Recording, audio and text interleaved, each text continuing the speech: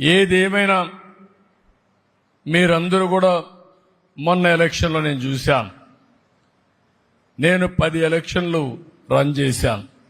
మొట్టమొదటిసారిగా మొన్న ఎలక్షన్లో అపోజిషన్ స్టేటస్ లేకుండా 175 సీట్లలో 164 గెలిపించి 11 సీట్లే కట్టబెట్టిన మొదటి ఎన్నిక ఇది.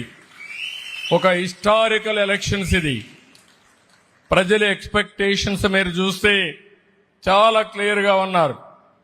ఈసారి ఎట్టి పరిస్థితుల్లో ఇలాంటి ప్రభుత్వం పోకపోతే మాకు భవిష్యత్తు ఉండదని ముందుకొచ్చి ఓట్లేశారు. 93% సీట్లు గెలిచాం.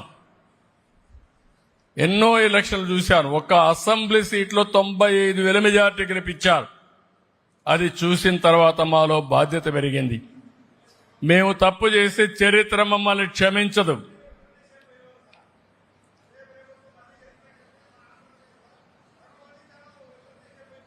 మా తమ్ముడు చెప్పినట్టు నిర్ణయించుకున్నారు. బతుకో చావో నిర్ణయించుకుని ఈసారి గెలవకపోతే మేము ఈ రాష్ట్రం వదిలిపెట్టి వెళ్ళిపోతాం, ఏదో వేరే రాష్ట్రాలకు పోతాం, లేకపోతే వేరే దేశాలకు పోతాం అనే పరిస్థితికి వచ్చారు.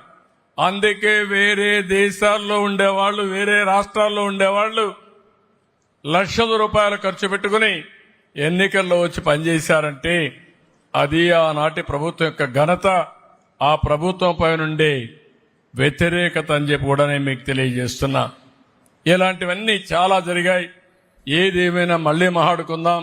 నేను ఒకటే మిమ్మల్ని కోరుతున్నా, చేనేత కార్మికులు మరొక్కసారి చేనేత అంతర్జాతీయ దినోత్సవం సందర్భంగా శుభాకాంక్షలు తెలియజేసుకుంటూ ఈ ప్రభుత్వం మీకు అండగా ఉంటుంది, అన్ని విధాలా ఆదుకుంటుందని చెప్పి తెలియజేసుకుంటూ సెలవు తీసుకుంటున్నా.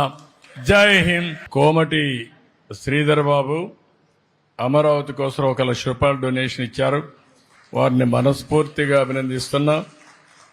రాబోయే రోజుల్లో ప్రజలు కూడా విరాళాలు ఇవ్వడం కానీ, మీరు ముందుకొచ్చి పూర్తిగా ఏ విధంగా సహకరించగలుగుతారో ఆ విధంగా సహకరించాల్సిందిగా మిమ్మల్ని కోరుకుంటూ ఆయన్ని మనస్ఫూర్తిగా అభినందిస్తున్నా. ధన్యవాదాలు. Thank you. 5 సంవత్సరాల తర్వాత మళ్ళీ నేషనల్ హ్యాండ్లూమ్ డేకి విచ్చేసిన మన ముఖ్యమంత్రి గారు నారా చంద్రబాబు నాయుడు గారికి ధన్యవాదాలు.